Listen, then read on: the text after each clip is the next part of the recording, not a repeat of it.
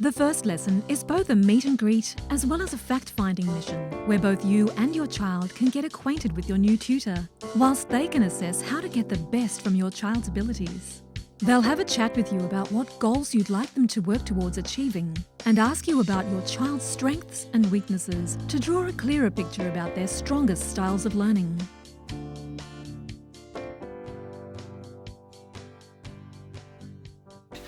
Not so long ago, I was involved in helping out a local sporting team, under 6 boys that my son was involved with.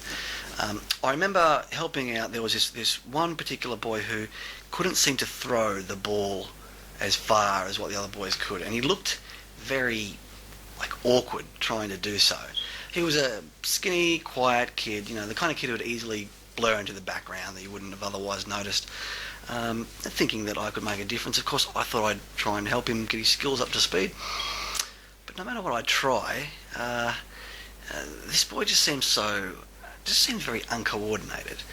And it was frustrating too. It was almost impossible to separate myself from him and not take it personally. It was as if his failure was a reflection of my failure, And then I'd get so frustrated that I think he could tell that I was getting frustrated. Then that would make him feel worse, and then that would make me feel worse, and there was this just going around in circles. This negative cycle started happening, and you could see it in his face. He was starting to wear him down. He was very down and disappointed within a few weeks, and to be honest, I guess I started to give up on him. Almost, I just figured maybe he wasn't meant for a sporting future.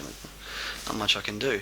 But I remember one day I saw him sitting on the sidelines and he was drawing, but I noticed he was using his left hand to draw. And I remember I stopped and asked him, hang on a second, why don't you use your left hand to throw? Well, it turns out he'd been observing the way that all the other boys had been throwing the ball, and he just assumed that he was meant to do it the same way. So he's got this pressure from everybody around him saying, you must. Meanwhile, the little voice inside of his head is crying out, but I can't. So it's no wonder it was wearing him down so much. And of course, as soon as we started to get him to throw left-handed, then you could see the change straight away. And I don't just mean in how far or how accurately he could throw either, and that was obvious. You could see plain as day that he started to feel more confident. You could start to see him feel more engaged in the game, interacting more with the other kids, showing more initiative. He really started to come out of his shell, which is the whole point, isn't it? Because throwing a ball will only get you so far in life, but it's your beliefs about your own abilities, especially at a young age. That's what makes the most difference, isn't it? And as I found out by talking to Mum and Dad later on, he was about to quit that week. He'd had enough. And his mum and dad had enough of trying to keep pushing him each week, only to see him come home teary-eyed. It was very disheartening. His parents didn't want him to give up either, but they could see how much it was wearing him down, and they didn't know what to do. So you can imagine the difference that it made, not just to the boy too, but to his parents as well. And I heard that kid later went on to win all sorts of awards, and he even went on to captain the team later on down the track. So look, even though this is, it was a great story and it worked out well in the end, but it leaves us with a very powerful message, doesn't it? Because how many kids at school don't learn best in the way that they're being taught? And as a result, they start to form these beliefs that they just can't do it. It's too hard, and that's a huge weight on a young learner's shoulders. It just wears them into the ground, and it causes all sorts of frustrations and helplessness for parents too, who just they see this happening and they don't know what they can do to make a difference. It really is fascinating when you realise just how differently we all learn.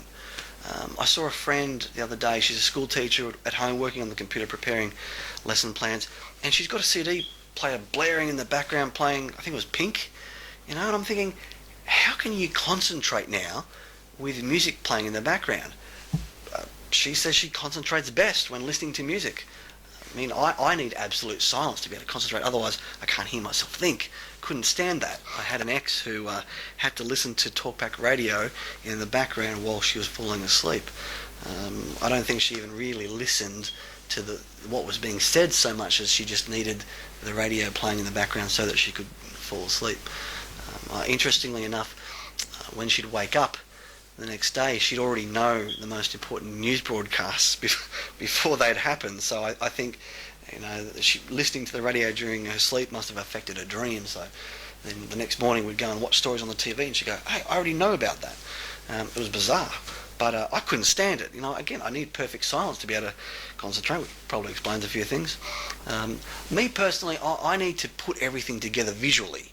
So when someone's looking at me, trying to explain something, I can't look them directly in the eye. I have to either look to the side or close my eyes to kind of visualise what they're saying, create a picture in my mind, so I can see an image of what they're saying. People think that I'm being rude or ignoring them, but that's just what works for me. I was trying to explain a concept to a colleague the other day by drawing a diagram of it on the board, because that's how I learn best, visually. Meanwhile, she's sitting there, head down, doodling a picture on a piece of paper, leaves me thinking she's not paying attention. But she explained that, no, she actually learns best by listening, and learns best when she's got something working in her hand. And that's very common. It's weird sometimes, but we all have our little individual quirks, I guess, that helps our mind just take it all in deeper.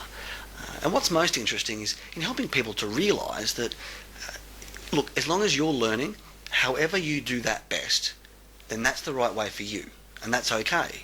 When you look at what goes on in a classroom, at school, teachers basically have to teach to what you call the middle of this sort of bell curve. Like a one-size-fits-all approach based on the average. From memory, the average dress size for Australian women, I read, was size 14 to 16, and the average shoe size was, I think, a size 9. So imagine that when you went to the store, there was just the one size and style, just the average, and that was it. It might be alright if you are the average size, but the further you fall away from the centre of that bell curve, the more uncomfortable you're going to feel stuck in a size that's either too big for you or too small for you. It's not going to feel right. But we just expect that when we go shopping, we get a choice of styles and sizes that feels comfortable for us. And not just when it comes to clothes either, but for lots of things. For obvious economic reasons, of course, the school system just has to lump everybody together, from all different learning styles, and say, here you go, one size, fit this, or tough luck. One teacher, one lesson, one learning style, one size, and if that size doesn't fit your child, you can see it.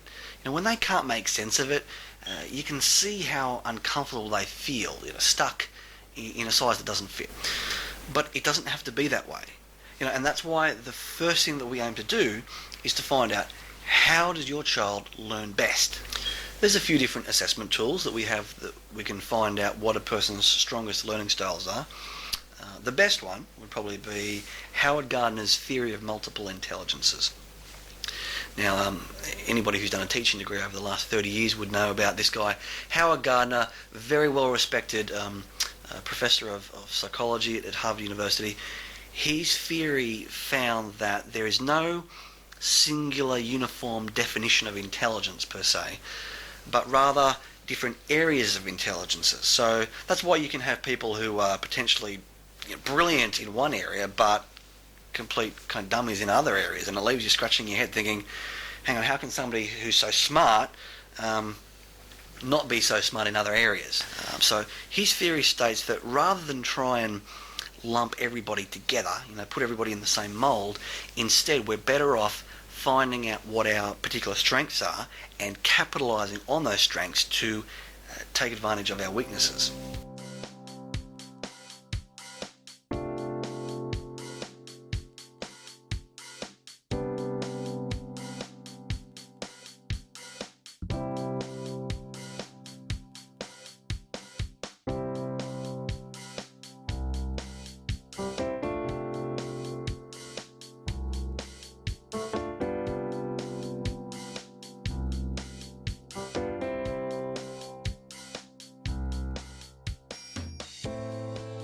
When we start to look at some of the most brilliant minds throughout history, a lot of them turn out to have dyslexia, ADD, ADHD, Asperger's, autism spectrum.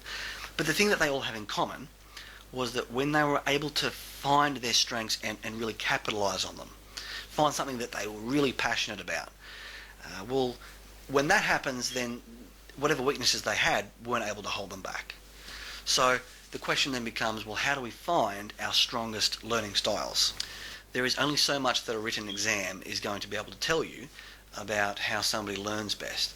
Because when you really start to understand how varied learning styles can be, you begin to realise that the best way is just through very careful observation.